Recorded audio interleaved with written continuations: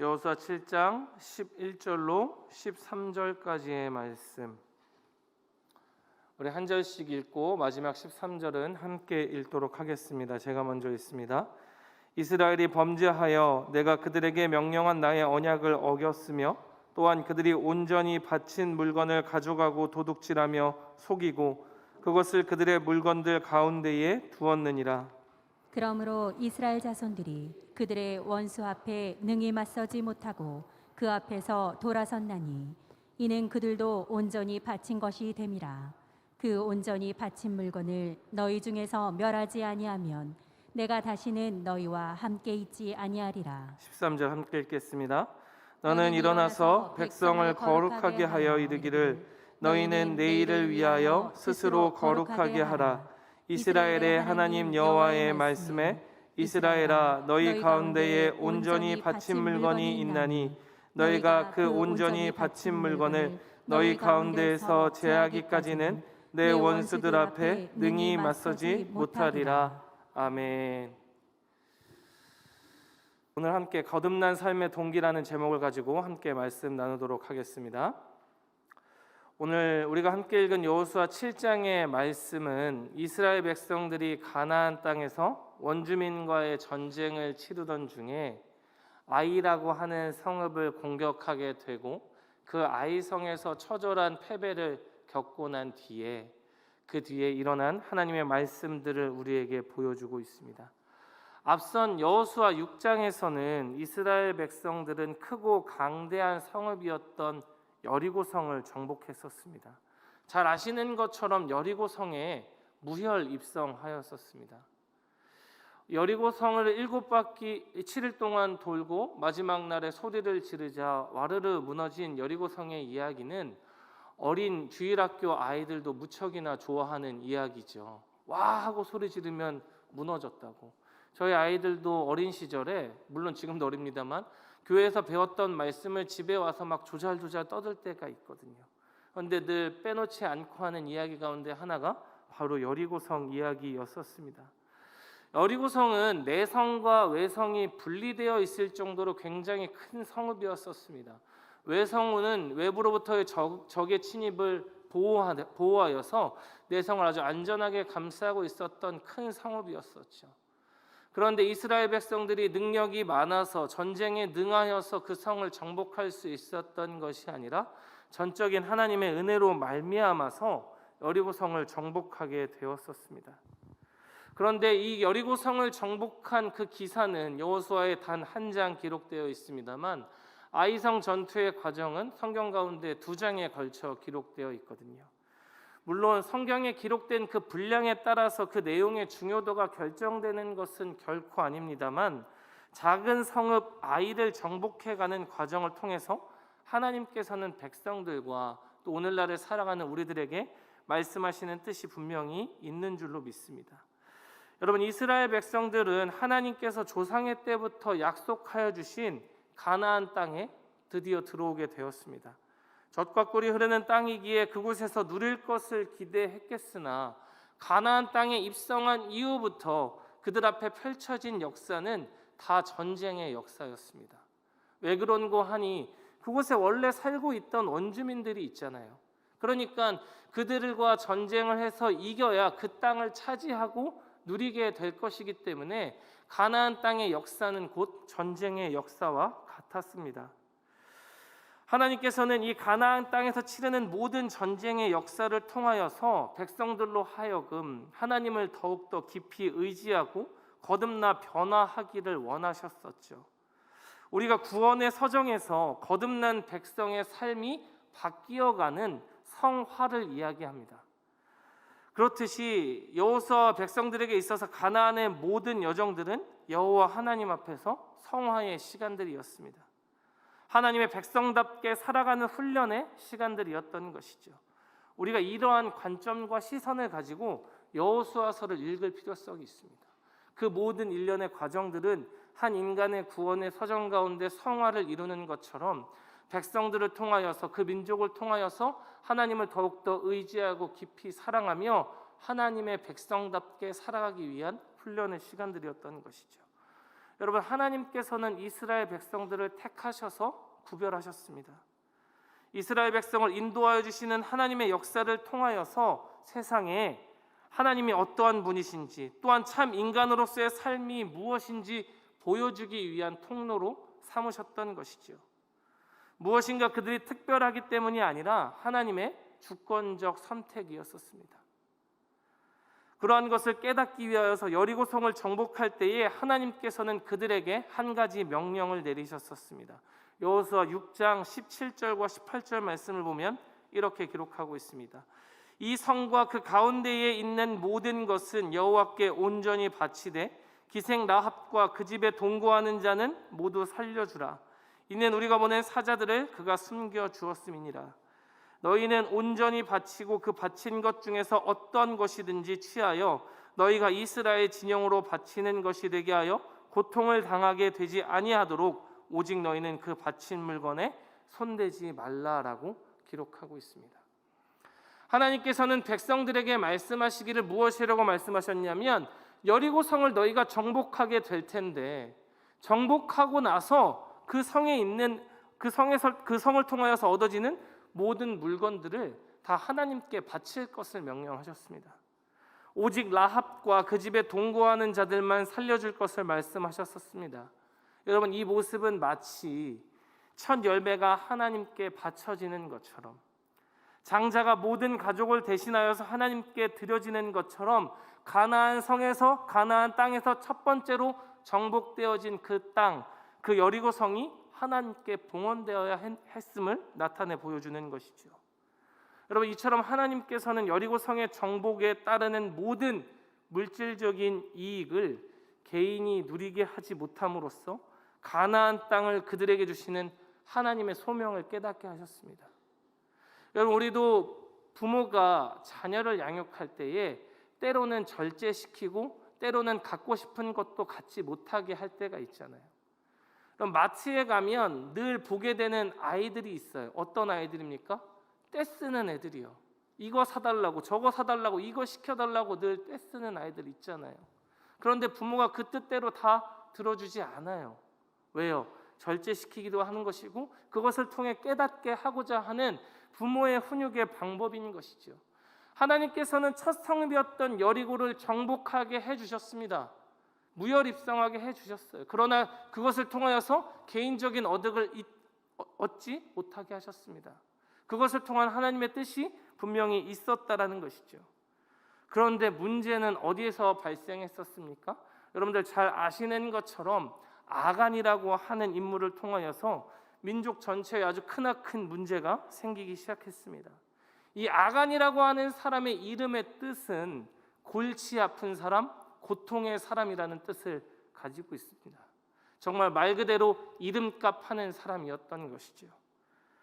7장 1절에 보면 이렇게 기록하고 있습니다. 이스라엘 자손들이 온전히 바친 물건으로 말미암아 범죄하였으니 이는 유다 지파 세라의 증손 삽디의 손자 갈미의 아들 아간이 온전히 바친 물건을 가졌습니다.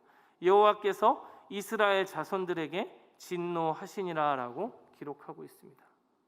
골치 아픈 사람, 고통의 사람이었던 아간이 하나님께서 분명히 여리고성을 정복하고 나서 개인적인 이득을 취하지 말 것을 명령하셨으나 견물생심이라고 아마 여리고성에 있었던 물건들이 좋아 보였던지 그의 눈에 들어오기 시작했었고 또 그것을 갖고 싶은 마음도 무척이나 컸던 것 같습니다. 그래서 아마도 아무도 보지 않는 틈을 타서 몰래 몇 가지의 물건을 챙겼던 것 같습니다. 여러분, 우리도 필요하지 않아도 눈에 보이면 사게 되어지는 것들이 있잖아요.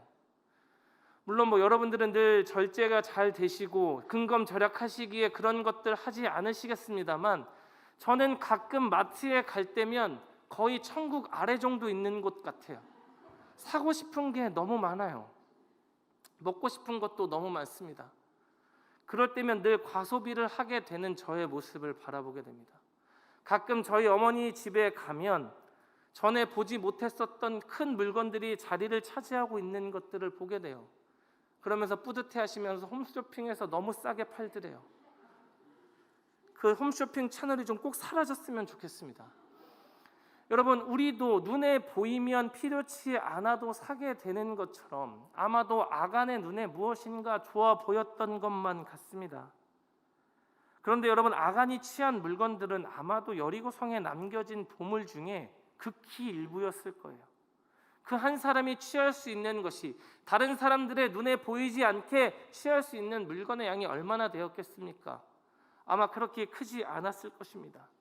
그리고 가나안 땅에 들어온 백성들의 숫자, 이스라엘 백성들의 숫자가 대략 150만 혹은 200만 이상이었을 것으로 추측하고 있는데, 그 수많은 사람 가운데에 단 한 사람, 아간의 범죄였어요.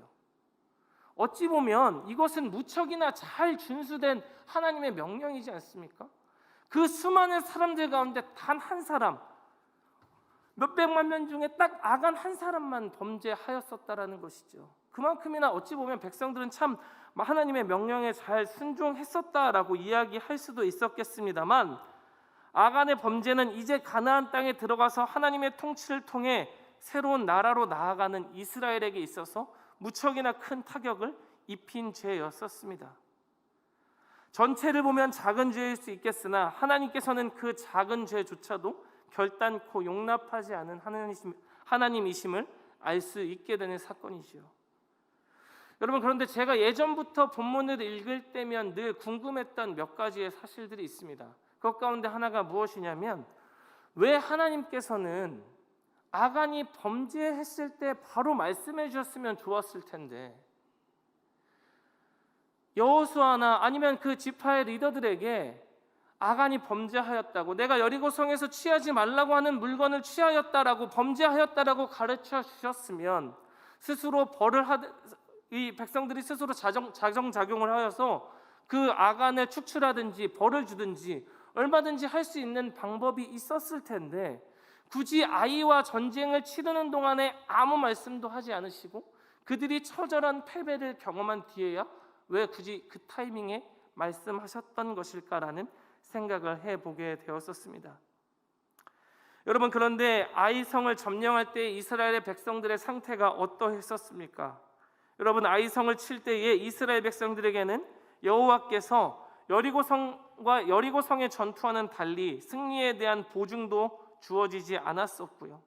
그들의 마음이 여리고를 점령할 때처럼 정결하지도 않았었습니다. 하나님을 전적으로 의지하는 겸손함도 없었고, 그저 자신들이 정탐을 가보니 충분히 점령할 만한, 이 정도쯤은 얼마든지 할 수 있을 것 같은데 라는 생각으로 점철돼 있었던 것입니다. 비록 아간의 범죄로 인하여서 이스라엘이 아이성 전투에 실패하였지만 그 밑에는 무엇이 바탕이 되었느냐? 이스라엘 전체가 하나님을 향한 식어버린 마음을 나타내 보여주고 있다라는 것이죠. 그래서 7장 1절에 보면 아간의 범죄였음에도 불구하고 이스라엘 자손들이 온전히 바친 물건으로 범죄하였다라고 기록하거든요. 아간이 아니라 이스라엘 전체의 범죄로 하나님은 말씀하고 있다라는 것입니다. 여러분, 불과 얼마 전까지만 하더라도 요단강을 건너게 하시고 그 큰 여리고성을 정복하게 하신 이가 누구였었습니까? 그들의 여호와 하나님이셨습니다. 이제 백성들은 거듭나서 성화의 모습으로서, 그러니까 온전하게 바뀌어져서 하나님의 백성답게 살아가야 할 가나안 땅의 모든 삶의 전적이었었는데, 오직 여호와 하나님만 의지하는 삶이었어야 되는데 그러질 않고 정탐하고 보고 판단한 대로 행하기 시작했던 것입니다. 여러분, 그 결과가 그들에게 어떻게 돌아오게 되었습니까? 여호수아 7장 5절 말씀을 우리 같이 한번 읽어보도록 하겠습니다. 7장 5절입니다. 시작. 아이 사람이 그들을 36명쯤 쳐 죽이고 성문 앞에서부터 스바림까지 쫓아가 내려가는 비탈에서 쳤으므로 백성의 마음이 녹아 물같이 된지라. 백성들의 마음이 녹아 마치 무엇처럼 되었습니까? 물처럼 되었대요. 그러니까 마치 녹아버려서 더 이상 일어설 수 없을 정도로 깊은 좌절과 고통 가운데 놓여지게 되었던 것입니다. 그들은 스스로의 힘으로도 충분히 이길 수 있다고 생각했었고 또 하나님을 의지하지도 않았었습니다. 거기다가 아간이라고 하는 그 골치 아픈 사람의 존재는 사람들 모르게 여리고의 물건을 취하는 범죄까지도 저질러 버렸던 것이죠. 그런데 이때까지도 하나님께서는 침묵하셨습니다.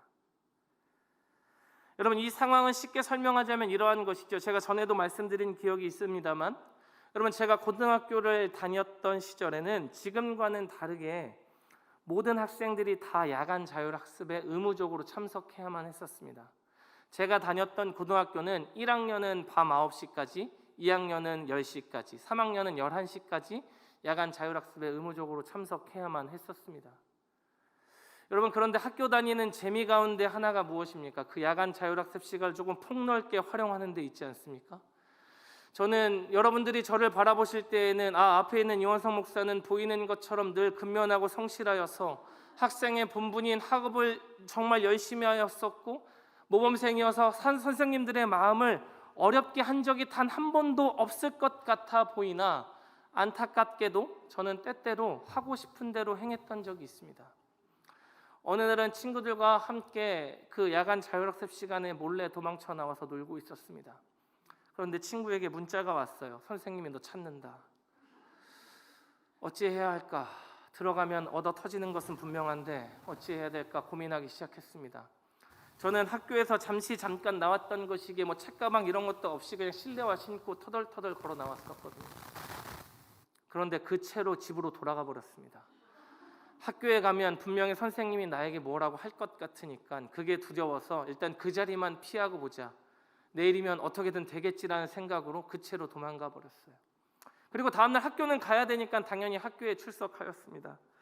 아침부터 몇 대를 맞을 것인가에 대한 걱정과 근심이 저를 사로잡고 있었는데 선생님이 아침에 조회 시간에 들어오셔서 저를 보셨어요. 안타깝게도 제가 반장이었기 때문에 차렷 경례를 해야 되니까 일어나서 선생님과 마주하는 시간이 있었습니다. 조회가 마치고 1교시가 지나고 2교시가 지나고 3교시가 지나도 부르시지 않는 거예요. 제 마음엔 초조함이 있는 겁니다.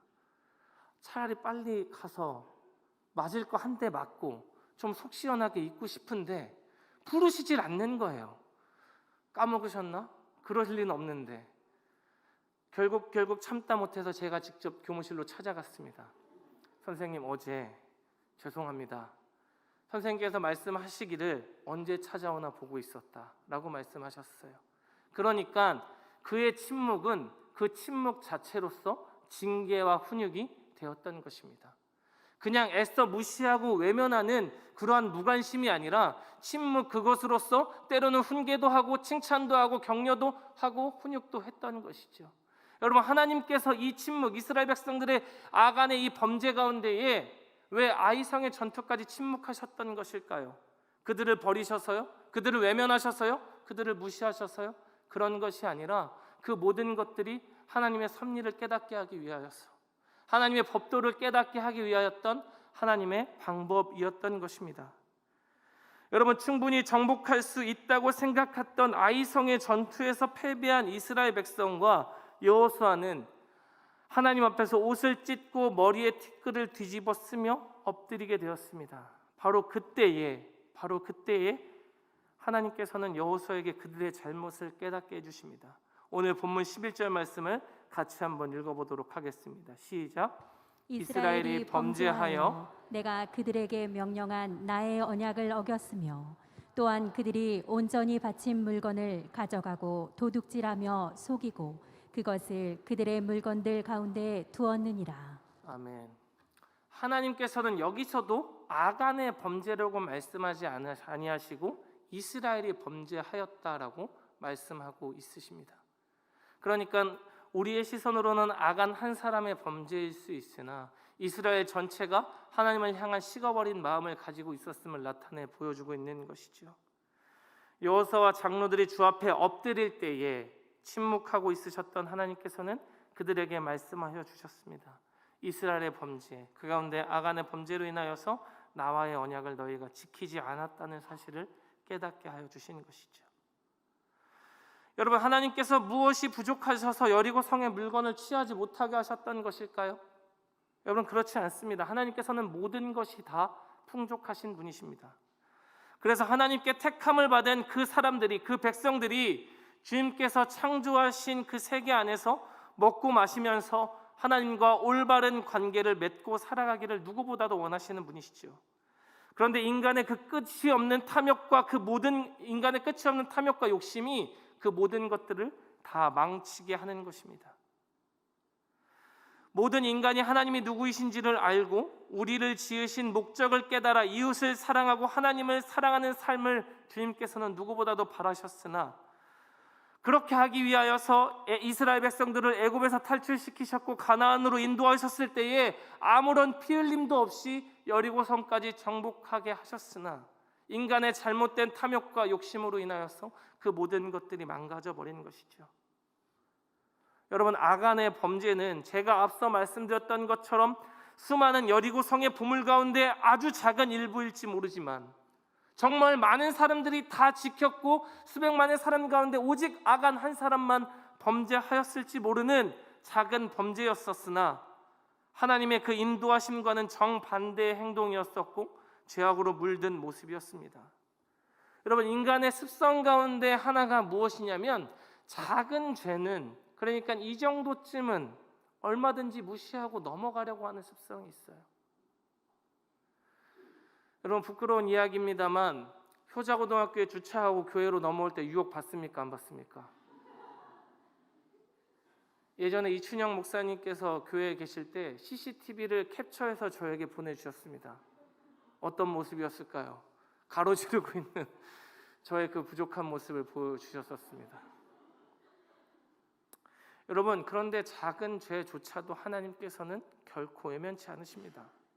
한번 생각해 보시죠. 정말 배가 고파서 내가 좋아하는 근처의 식당을 갔어요. 이제 갓 지어서 김이 모락모락 나고 윤기가 자르륵 흐르는 밥이 딱 내 앞에 놓여졌습니다. 근데 밥을 한 숟갈 뜨려고 보는데 밥에 뭐가 있는 거예요. 묻어 있는 거예요. 식당 직원을 불러서 이거 뭐냐고 물어봤더니 사장님, 그거 식당에 쥐가 있어서 쥐약을 좀 뿌렸는데 거기 좀 묻었나 봐요 라고 이야기하는 거예요. 그럴 수 있지. 그리고 덜어내고 드시겠어요? 그렇게 못하잖아요. 그게 잘못하면 우리 가운데 독이 되고 죽게 되잖아요.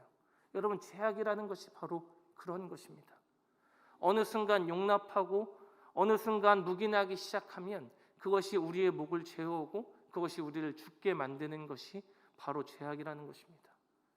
수많은 사람들이 모두 다 지켰어요. 수백만 명의 사람들이 하나님의 준엄한 말씀을 다 지켰고 아간 한 사람의 범죄였었습니다.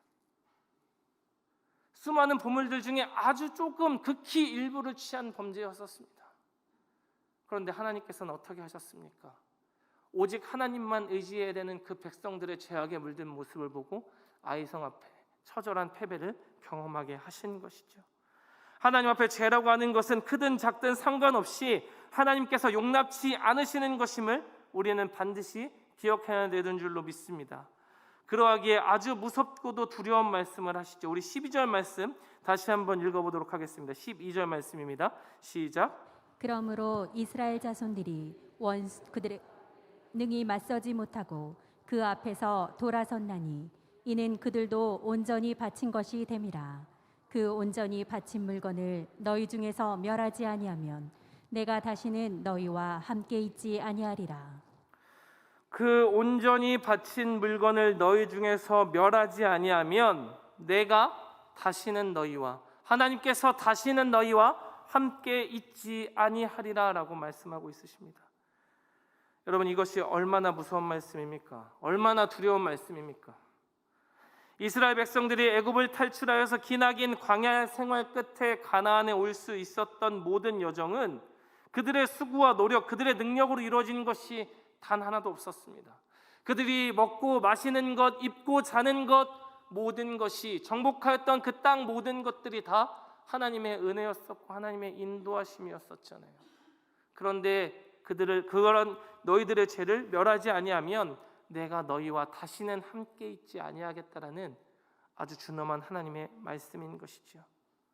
사랑하는 성도 여러분, 우리 열방교회가 이렇게 세워질 수 있었던 것도, 우리들이 성도로 부르심받아 이 예배의 자리에 앉아 있을 수 있는 것도, 우리가 이날 이때까지 살아갈 수 있었던 그 모든 순간도 다 하나님의 은혜였던 줄로 믿습니다. 하나님의 인도하심이 없었노라면 우리는 단 한순간도, 단 하루도 성도로서 살아갈 수 없어요. 그러한 것을 우리 영혼 가운데 새겨야 하잖아요. 너는 무엇을 의지하고 있는가? 너는 누구를 바라보고 있는가? 하나님께서는 그것을 말씀하고 있는 것이죠. 여러분, 이러한 사실을 우리 영혼 가운데 새겼으면 좋겠습니다. 여러분, 사실 말씀드리기가 조금은 조심스럽습니다만 요즘 같은 시기가 이처럼 적당히 타협하여 뒤로 물러서기가 참 좋은 시기라는 생각이 들기도 합니다.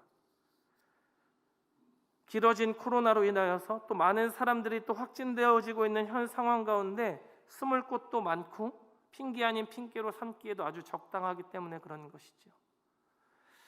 물론 직장이나 환경의 문제로 인하여서 조심해야 하는 분들도 충분히 있으시겠지만 그렇지 않은 형편임에도 불구하고 조금은 편하니까 그 뒤에 적당히 숨는 분들도 분명히 있을 수 있어요. 여러분 아시겠지만 얼마 전에 저도 코로나에 확진되어서 일주일간 격리의 시간을 가졌었습니다. 그때 처음으로 집에서 온라인 영상 예배를 드려봤어요. 여러분 좋더라고요. 이거 나쁘지 않은데? 라는 생각이 저도 모르게 드는 거예요. 그러면서 제가 이런 생각이 드는 제 자신을 발견해서 뺨을 때렸어요. 정신 차리라고. 여러분, 그런데 숨기 좋아요, 안 좋아요? 좋아요. 그냥 이번 한 주 정도는 괜찮잖아. 지금 내 사정이 이러니까 이 정도는 얼마든지 괜찮잖아. 핑계 아닌 핑계를 대면서 뒤로 숨기에 아주 적당한 시기라고요. 또 그렇게 하는 많은 사람들이 얼마든지 있을 수 있다라는 것입니다. 여러분, 수많은 사람들 가운데 아간 한 사람의 범죄였어요. 아간 한 사람의 불손한 마음이었었고 또 아주 극히 일부의 작은 보물을 취한 범죄였었습니다. 그런데 하나님께서는 어떻게 하셨습니까? 그것들을 멸하지 아니하면 내가 너희와 함께하지 않겠노라라고 말씀하고 있는 그 준엄한 하나님의 명령을 다시 한번 새겨야 되는 지금 이때인 것만 같습니다. 여러분, 교회와 성도는 하나님과 올바르게 관계를 맺으며 자신이 믿는 하나님을 전파하며 인간다운 행복한 삶이 무엇인지를 이 세상에 보여줘야 될 사명을 부여받은 존재들입니다. 하나님이 이스라엘 백성들을 택하셔서 그들을 인도하시고 그들을 다스리시는 모습을 통하여서 하나님의 존재를 세상에 깨닫게 하시는 것처럼 우리 교회와 성도들을 통하여서 참된 인간다운 삶이 무엇인지, 하나님과 함께하는 행복한 삶이 무엇인지를 보여줘야 되는 사명이 있다라고요. 그런데 혹여라도 우리들 가운데 아간의 범죄와 같은 모습이 있지 않습니까? 적당히 물러서서 타협하면 이 정도는 괜찮겠지, 이 정도는 이해해 주겠지 라며 핑계 아닌 핑계를 대고 있지는 않느냐라는 것입니다. 그러하기에 하나님께서는 비록 아간의 작은 범죄라 할지라도 모든 물건을 불태우게 하시고 그들을 진멸하심으로써 이스라엘 백성들에게 가나안 땅을 주시는 하나님의 소명이 무엇인지를, 하나님의 나라가 어떠한 성격을 갖고 있는지를 나타내 보여주신 것입니다. 우리 마지막으로 한 말씀만 나누고 말씀을 정리하도록 하겠습니다. 본문 13절의 말씀 같이 한번 읽도록 하겠습니다. 시작. 너는 일어나서 백성을 거룩하게 하여 이르기를 너희는 내일을 위하여 스스로 거룩하게 하라. 이스라엘의 하나님 여호와의 말씀에 이스라엘아 너희 가운데에 온전히 바친 물건이 있나니 너희가 그 온전히 바친 물건을 너희 가운데서 제하기까지는 내 원수들 앞에 능히 맞서지 못하리라. 아멘. 하나님께서는 무엇을 명령하십니까? 너희는 내일을 위하여 스스로 어떻게 하라고요? 거룩하게 하라라고 말씀하고 있습니다. 여러분, 하나님의 능력이 모자라기 때문에 이스라엘 백성들이 아이성에 대피한 것이 아닙니다. 이 사건은 인간 안에 있는 탐욕과 불신앙, 불순종이 얼마나 위험한 것인지를 알리기 위함이었습니다. 하나님이 능력이 부족해서 혹은 깨닫지 못하여서 아간이 범죄했을 때도 침묵하셨던 것이 아닙니다. 침묵하셨던 그 모든 순간들이 올바르게 훈육하기 위한 순간들이었습니다. 여러분, 탐욕과 불신앙, 욕심으로는 새로운 삶을 살아갈 수가 없습니다. 그것은 옛사람의 본성이기 때문에 그러한 것이죠. 그러므로 먼저 삶의 목표와 동기를 올바르게 해야만 합니다. 그리고 그 누구도 하나님의 말씀이 아니고서는 바르게 그 길을 걸을 수 없음을 깨달아야만 하는 것이죠. 그래서 우리 인생의 성공 여부는 내가 가진 물질과 능력, 주변과의 관계에서 오는 것이 아니라 바로 나와 하나님과의 관계에서 오는 줄로 믿습니다. 하나님 앞에 정화된 삶의 동기를 가진다면 그 사람이 무엇을 하든지 어디로 가든지 하나님께서 함께 하실 줄로 믿습니다. 마치 아무것도 없었던 이스라엘 백성들이 여리고성을 정복할 수 있었던 것처럼 하나님께서는 정결한 동기를 가지고 주의 뜻에 합당한 모습으로 살아가고자 하는 모든 성도들에게, 모든 교회들에게 여리고성을 정복하게 하셨던 이스라엘과 이스라엘에게 능력을 부어주셨던 것처럼 우리와 함께 하실 것이기 때문에 그렇습니다. 그러하기에 하나님께 순종하며 주님께서 부어주시는 그 복을 받아 누림으로 주님을 기쁘시게 하는 교회와 성도님들이 되어지기를 주님의 이름으로 축원드립니다.